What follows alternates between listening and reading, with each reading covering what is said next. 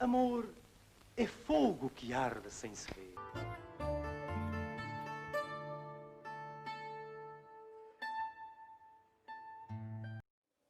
Olá, gente boa de HG. Olá, gente boa da VM. Um abraço para vocês. Olá, como vai você, João? Como vai você, Matheus da Sala 1? Ei, Mate, o grande Mate. Alô, minha querida Gabi Spompolino. E aí, as irmãs Dragic. Aquele abraço para vocês, toda a família Zag. Camões, esta figura importantíssima da história da literatura universal e, evidentemente, um dos nomes mais importantes da literatura portuguesa. Ora, a sua obra tem por temas fundamentais muitas coisas. Essa sua composição em sonetos, né?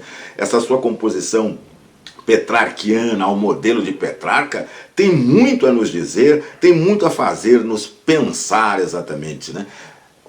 Camões, rapidamente, pertence exatamente ao período clássico, né?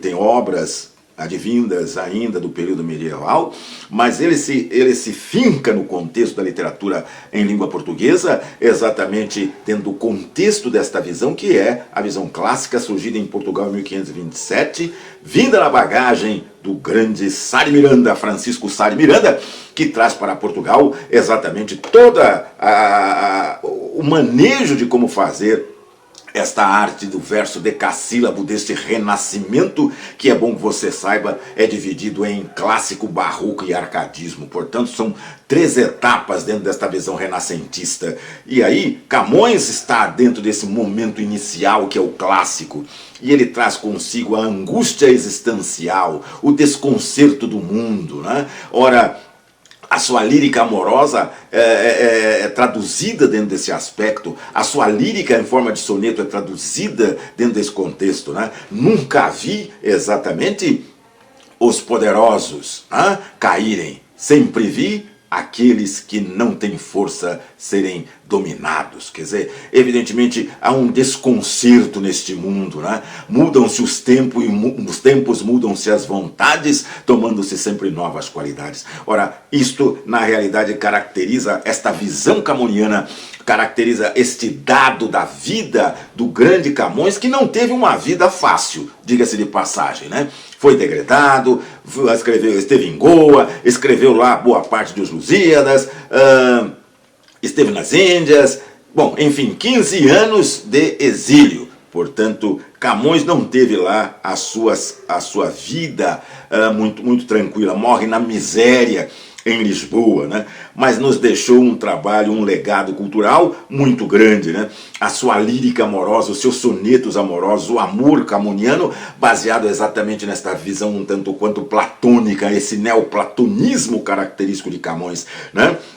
E aí você tem esse amor sensual dele, né? Ele não deixa a sua poesia passar por esse lado sensual da vida, né? E ele fez isso claramente em Os Lusíadas, né? No famoso episódio, né? Da Ilha dos Amores, né?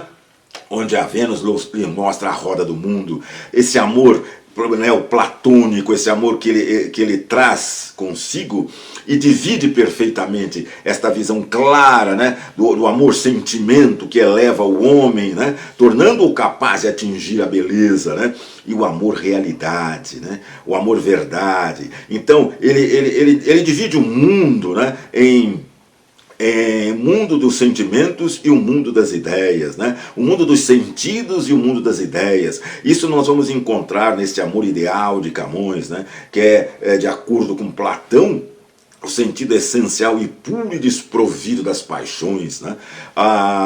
Esta beleza, né? A mutabilidade e o mundo desconcertante marcam, portanto, esta obra camoniana. 7 anos de pastor, Jacó servia, Labão, Jacó servia, esse amor verdadeiro, né? Esse amor para sempre, né? Eu amo e quero vivenciar esse amor. mas a vida não lhe dá esse amor. Então entra aí esta ideia do desconcerto, né? E a angústia de existir exatamente porque você deseja algo, mas esse algo não chega para você a não ser no tempo certo. Ora, Raquel.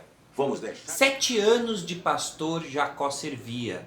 Labão, pai de Raquel, serrana, bela, mas não servia ao pai, servia a ela, e a ela só por prêmio pretendia. Os dias, na esperança de um só dia, passava, contentando-se com vê-la. Porém o pai, usando de cautela, em lugar de Raquel lhe dava Lia. Vendo o triste pastor que, com enganos, lhe fora assim negada sua pastora, como se não tivera merecida, começa de servir outros 7 anos, dizendo: mais servira se não fora para tão longo amor, tão curta vida.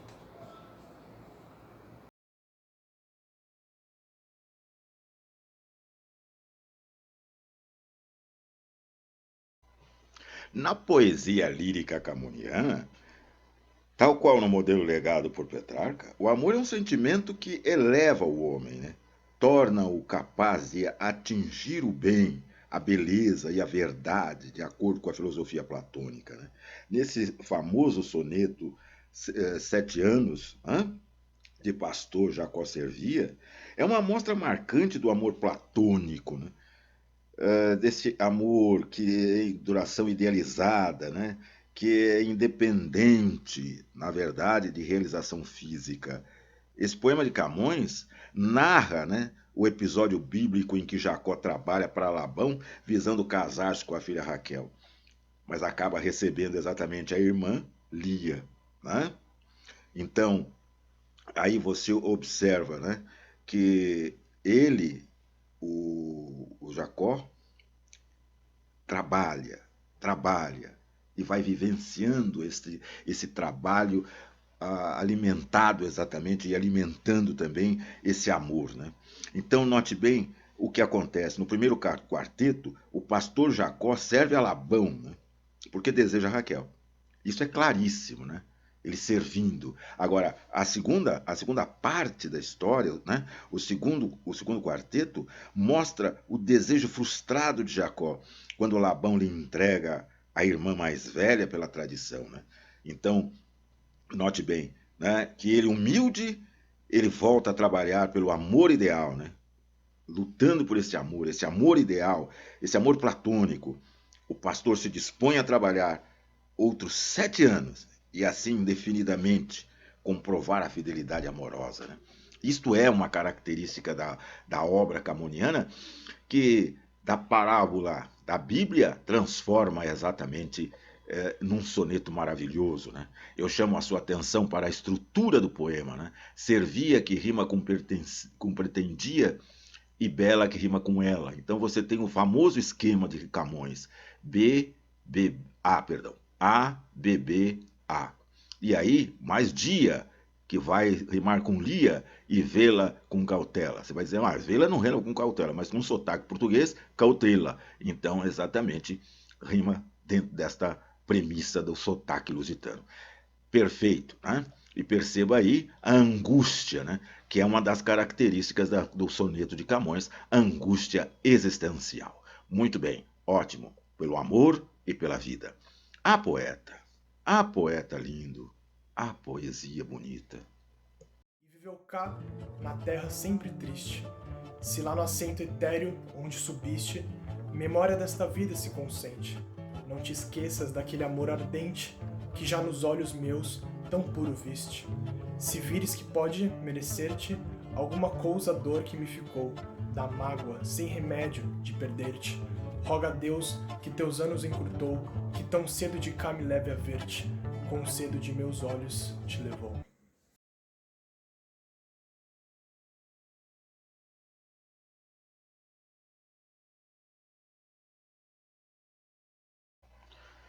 Esse soneto é dedicado à sua amada, né?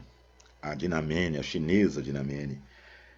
Camões, segundo a lenda, voltava de viagem de Macau, na China, quando seu navio naufragou.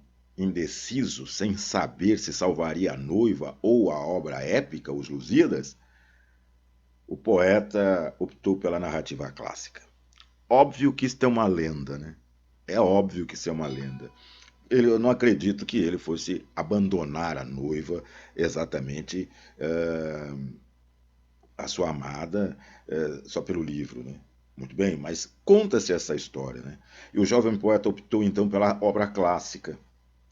Com remorso escreve este soneto com base antitética, né? Ele é antitético, né? Então, ela é um anjo celestial, ele um homem ímpio, né? Que não acredita em nada, né? Ela é uma figura... É aquela visão neoplatônica, a visão platônica da idealização da mulher, né? A mulher totalmente idealizada, né? E ele, exatamente um devasso, né?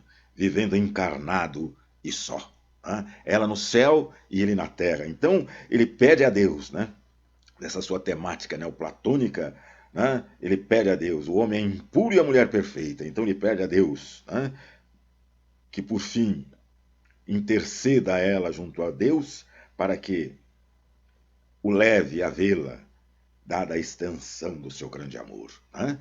Quer dizer, esta visão bastante clara da poesia camoniana e clássica, né? Bem típica do pensamento de Petrarca. Né? Mais uma vez eu chamo a sua atenção para a estrutura, bem tipicamente camoniana, né? Os 14 versos, essa visão bastante clara das rimas, partiste com triste, descontente com eternamente, né? Subiste com viste, consente com ardente. Perfeito. Grande Camões. Grande Camões.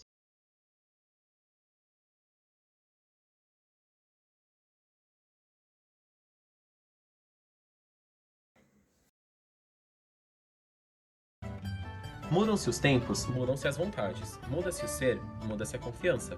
Todo mundo é composto de mudança, tomando sempre novas qualidades. Continuamente vemos novidades, diferentes em tudo da esperança. Do mal ficam as mágoas na lembrança, e do bem, se algum houve, as saudades. O tempo cobre o chão de verde manto, que já coberto foi de neve fria, e em mim converte em choro o doce canto. E afora este mudar-se cada dia, outra mudança faz de maior espanto, que não se muda já como soía.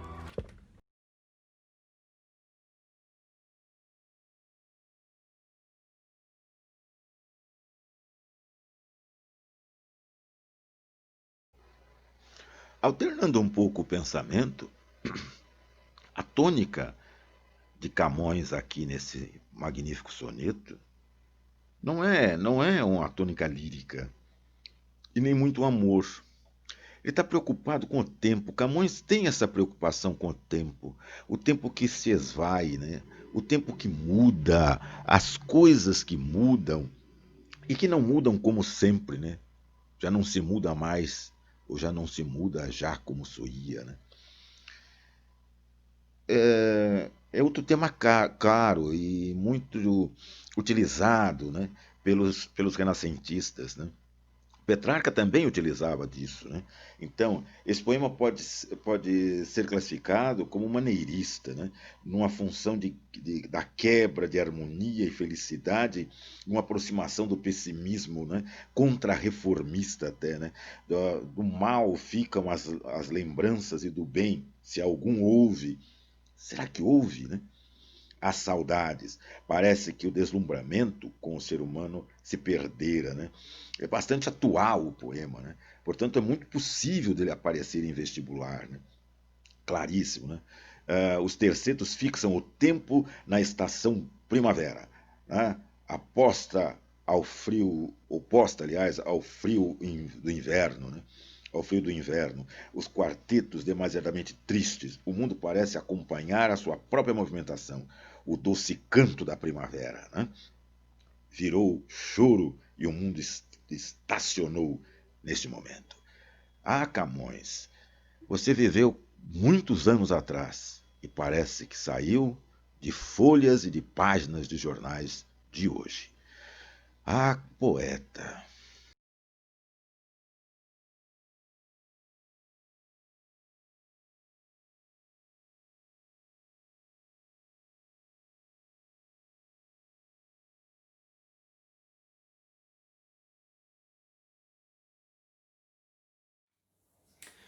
O tempo acaba o ano, o mês e a hora. A força, a arte, a manha, a fortaleza. O tempo acaba a fama e a riqueza. O tempo, o mesmo tempo de se chora. O tempo busca e acaba onde mora qualquer ingratidão, qualquer dureza. Mas não pode acabar minha tristeza enquanto não quiserdes vós, Senhora. O tempo, o claro dia torna escuro, e o mais ledo prazer em choro triste. O tempo, a tempestade, em grã bonança. Mas de abrandar o tempo, estou seguro o peito de diamante, onde consiste a pena e o prazer desta esperança.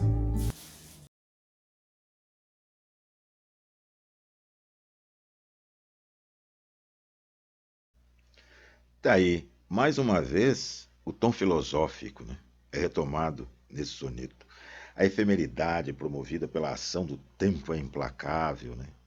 E esta é uma angústia, a angústia de existir, né? A angústia de estar na vida, né? E se modifica, né? Acaba com o ano, o mês, a hora, a força, a arte, amanhã, acaba com a fortaleza. O tempo ainda age como fator de isonomia, né?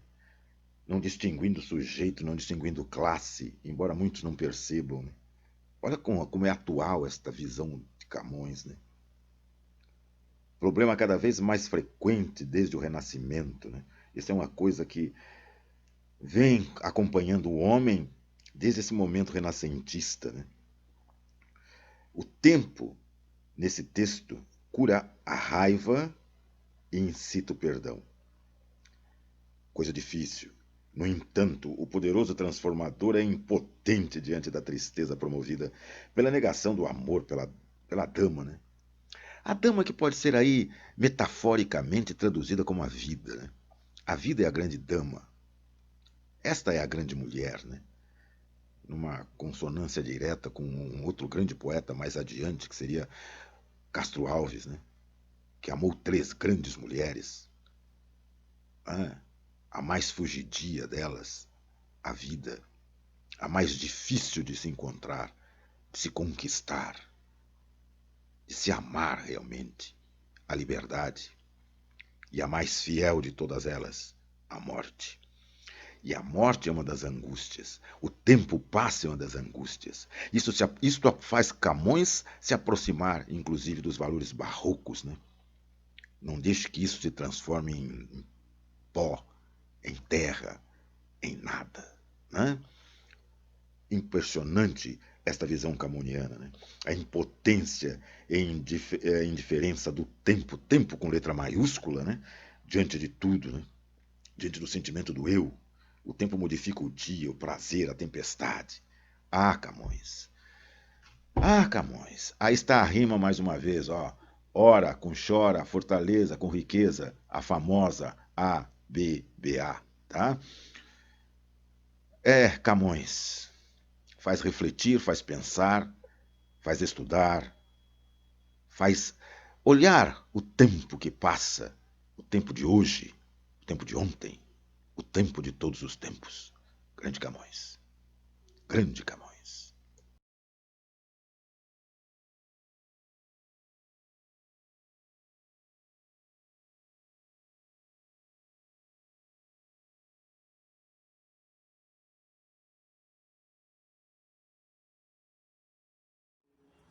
Amor é fogo que arde sem se ver. É a ferida que dói e não se sente. É um contentamento descontente. É dor que desatina sem doer. É um não querer mais que bem querer. É um andar solitário entre a gente. É nunca contentar-se de contente. É um cuidar que se ganha em se perder. É querer estar preso por vontade. É servir a quem vence, o vencedor. É ter com quem nos mata a lealdade. Mas como causar pode seu favor os corações humanos a amizade? Se tão contrário a si, é o mesmo amor. Luís de Camões.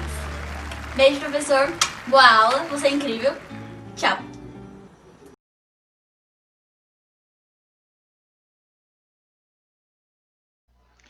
Pois é, neste soneto, o grande Camões desenvolve por meio de paradoxos, né?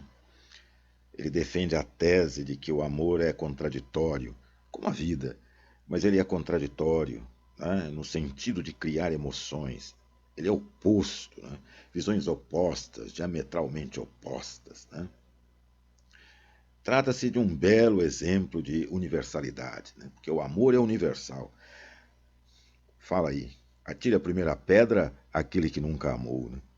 Então, essa universalidade, pois não, ele não se narra um fato individual nesse poema, nesse soneto, né?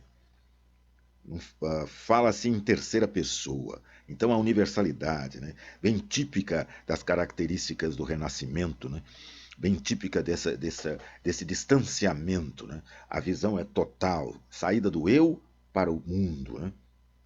Os primeiros versos, por exemplo, cuidam da grande anáfora. Né? É ferida que dói e não se sente, é um contentamento descontente, é dor que desatina sem doer, é um não querer mais que bem querer. Esse é uma figura de estilo chamada anáfora. Os vestibulares gostam muito disso, hein? Já no nono, há uma síntese das ideias anteriores. Né? É querer estar preso por vontade. Quem ama quer estar preso por vontade. Né? Essa visão, né, de amar intensamente. E a interrogação final, que encerra o texto, né, com grande chave de ouro, confirma a perplexidade, né, que o amor causa nos homens. Né? E mais uma vez, ver com doer, sente com descontente. Sensacional, Camões. Ah, poeta.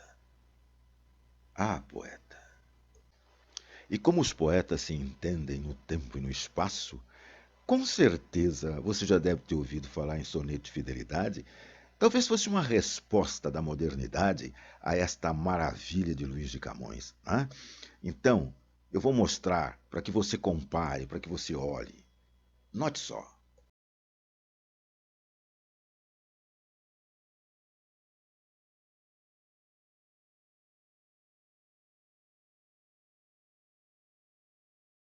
Soneto de Fidelidade, Vinícius de Moraes. De tudo ao meu amor serei atento, antes e com tal zelo e sempre tanto, que mesmo em face do maior encanto, dele se encante mais meu pensamento. Quero vivê-lo em cada vão momento, e em louvor hei de espalhar meu canto, e rir meu riso e derramar meu pranto, ao seu pesar ou seu contentamento. E assim, quando mais tarde me procure, quem sabe a morte angústia de quem vive, quem sabe a solidão fim de quem ama, eu possa me dizer do amor que tive, que não seja imortal, posto que é chama, mas que seja infinito, enquanto dure. Transforma-se o amador na coisa amada, por virtude do muito imaginar, não tenho logo mais que desejar, pois em mim tenho a parte desejada. Se nela está minha alma transformada, que mais desejo o corpo de alcançar? Em si somente pode descansar, pois comigo tal alma está aliada. Mas essa linda e pura sem-ideia, que como o acidente em seu sujeito, assim com a alma minha se conforma, está no pensamento como ideia, e o vivo e puro amor de que sou feito, como a matéria simples, busca a forma.